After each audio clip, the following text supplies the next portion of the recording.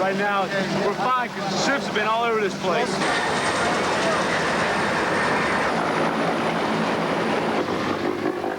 I wouldn't call them intervention forces. I don't think the Somalis look upon them as intervention forces. There may be a few Somalis look upon it as an intervention. I think most of them look upon it as relief, if you will, a relief in terms of their own physical security and a relief in terms of food and things of this sort. The U.S. Marines who come to Somalia can't miss the spectacular shoreline on the Indian Ocean as they arrive. The inside view of the country, with a dilapidated infrastructure, lack of electricity and running water, isn't so pretty. And in Mogadishu, no matter what you see, you can always expect to be surprised by something you didn't expect to see.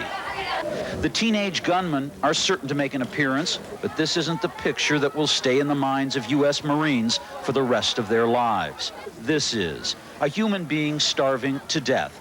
Not a picture on TV or in Time magazine, a real person still breathing that hasn't had enough to eat in so long he is going to die. As the Marines move in to secure the points of entry for food aid, they'll see just how easy it was for the gunmen to rob food from starving children. The origins go back to 1969, when former President Siyad Barre seized power in a military coup. For the next 21 years, he ruled Somalia as a harsh dictator, favoring his clan, the Marihan, and repressing others. At first, Siyad Barre was supported by the Soviet Union, then by the United States.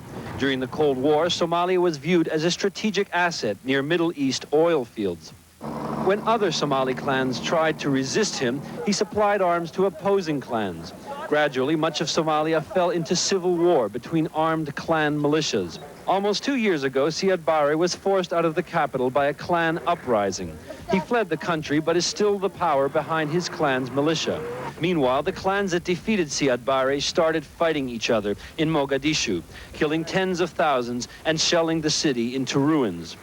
Somalia is now a confusing patchwork of clan fiefdoms, with commanders who use clan ties and cash rewards to keep the loyalty of their young fighters. Outside the control of the warlords, there are thousands of other gunmen stealing whatever they can find. For the warlords and the bandits, the devastated economy here offers few opportunities for profit. So their prime targets are relief agencies that bring food, medicine, and supplies. The agencies pay the clans for protection. They pay for the privilege of landing their planes filled with food aid. They pay the clans for trucks to carry the food. But still, more than half the food sent here has never reached the people it was intended to feed. Food convoys are attacked and looted. Aid workers are threatened and robbed. Emergency relief plans are put on hold because warlords refuse to